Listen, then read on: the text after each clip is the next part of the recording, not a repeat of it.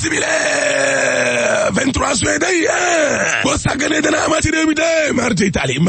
tali laalal bant la ko tijjee yéene kaay ne ginnaaw kuréel gi nga xam ne nag moo njaboote waa société civile day waaw waa mouvement Y'en a marre daal di nañuy woo ñoom tamit gouvernement bi day ngir ñu daal di dakal na kon wàllum parrainage googe Macky Sall ci laas ne parrainage bi day am way samba maa la ko wax la ko tijjee yéene kaay ne ko may ma yeggali Fadel Barro bu Y'en a marre day waaw nee na en tout cas parrainage boobee daal bu fi amee waaw wàllum dellu te ginnaaw lay nekk indi soppite nag ci wàllum élection yi lée dellu te ginnaaw la de maa la ko wax te ña nga xam ne maanaam ñoom ñoo ko seex daal waxtaane wuñ ko waaw caat bu Y'en a marre nee na ñun daal ñi nga xam ne ñoom ñoo ciy dox ay tànku jàmm day danañu toog la daal di kon xool mbir mi kon nan lay mujjee bu dee daa mujjee jàmm alhamdulilah waaye nag bu dee safaanoo moo ca am day danañu génn nag ñun waa Y'en a marre yi lée daal di dem na kon ca buntu assemblée nationale ga daal di taxaw ca grillage ya looloy dëgg de Fadel Barro bu Y'en a marre yamu ca ndax tene nag gis nga nguur gi bu réew mi tàkkee rek ñoom la bilaay bu réew mi tàkkee ñoom la réew mi laa ne kon bu déstabilisé woo ñoom la nguuru Macky Sall gi lée te nag nañ jàpp ne gis nga beneen 23 juin day ma ne la mën naa am ci Sénégal Fadel Barro ne waaw mais yow 23 juin 2011 su ne la woon dina am ci Sénégal gii di nga ko gëm waxal termine yéene kaay ne ma ne la opposition ba day du ñu wee ci xeex bi de déedéet parce que waa Y'en a marre day daal dinañuy dugg ne kon ca biir mbir ma parce que Fadel Barro Thiat Fou Malade ak gars Y'en a marre yi day ñu ngi woo askanu Sénégal kii ngir nañu génn kon ci mbedd ma marté tali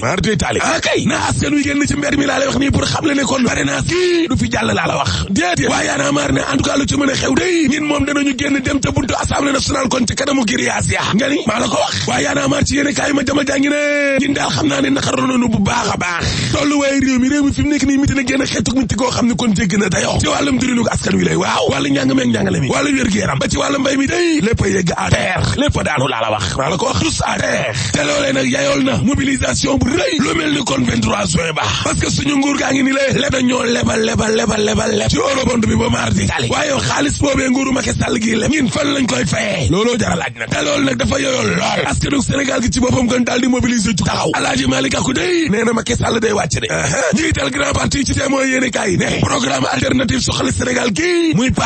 sama paas mbaama kaas mbaama toj kaas Alaaji Malick Gakou ne sénégalais sonn nañu lool dund gi seer na lool soxna yaa ngi wasin di dee seeni doom di dee nit ñi sénégalais ndóol nañ génn xeetu ndóol goo xam ne jéggi na dayoo genn wàllu sénégalais yépp bu ñu añee dun reer pauvreté mi ngi leen di rey te gouvernement wu Macky Sall bi lée wane na li mu mënatu ci dara li mënoon yëpp def na ko tax ma ne sës nañ Alaaji Malick Gakou ne li tax tey ma leen koy wax fii mooy Macky Sall dinaa ko gagné kon ci premier tour élection présidentielle 2019 yaa jum wala maa jum Malick Gakou ne maa ko wax waa ji dama koy gagné ngir génnee leen ci jafe-jafe bi nga xam ne kon moom ngeen di dund bourse familiale yii dinaa ko gën a dooleel laa la wax léegi xale bu judd ci réew mi bébé am nga juróomi junni way samba Gakou ne maa ko wax ku judd ci réew mi di bébé liir bu tooy xepp am nga juróomi junni laa wax ndaw yi day fukki at ak juróom-ñett jàpp fanweeri at 18-30 ans waaw di nga laal 120 000 ñaar fukki junni ak ñeent ngir seeni projet étudiants yi day lii ngeen di dund nii man Malick Gakou moo faloo dana jeex ndax ku ci nekk di nga am bourse fukki junni 50 000 francs ñi nga xam ne dañoo retraité day waaw at bi di ngeen laal téeméeri junni ak ñaar fukk 600 000 francs ëppalaw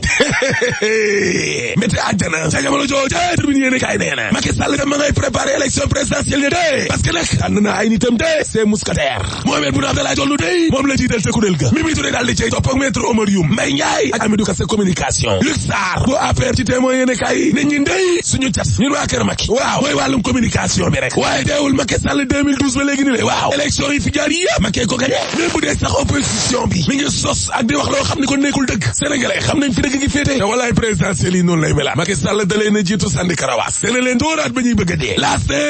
en tout cas président Macky Sall day wax na waa parti bi lu leer ne leen wàllum parrainage boobee waaw kenn du ko fi dindi laa la wax dañu koy maintenir way samba ma ne la bureau assemblée nationale day danañu daje day jile député Benno Bokk Yaakaar yi danañu daje suba waaye Y'en a marre nee nañ du fi amee ña nga ca biir buntu assemblée lañ jëm de waaw Thierno Alassane Sall ci tribune yéene kaay ne góoru Macky Sall gi daal fi mu nekk ni benn soxla kese la nu mu def rek ba daal di fii toogaat kese Thierno Alassane Sall ne yow te jamono joo xam ne dëkk baa ngi miti nekk màggatum juróom-ñetti fukki at foo laal day miti Macky Sall di dépensé ay milliards yu dul jeex yow tabax abale te jëm ñaajo gee centre international jëm ñaajo gee Abdou Diouf defaraat building administratif bi ba daal da ngay tabax ay cité ministériel yow lii lan la moo jaaxal nit ñi réew mi quotidien ne waaye gis nga parrainage bi day waaw ñu xuloon yëpp boole na leen de ñu songu Macky maa la ko wax lañ wax démb ca tribunal ba doy na waar ubbil box populi nañu ma ñetteelu fan day ataw imam Ndaw ba waaw waaye jihadiste yi day lañu wax ëpp na Abdou Karim Mbacké Bao nee na waa kër Osama Ben Laden yee ak mi dañoo bëggoon samp seeni reen Sénégal de marti Italie waa ji baawoo nee na man tàggat naa formé naa ay xale yu bare bare sax dew ma nag ca jihadiste yooyee ngir jihaad déedéet xaalis sama fa yóbbu way Samba Ibrahima Diallo day nee na man li tax ma ñibbisi mooy bombardement yi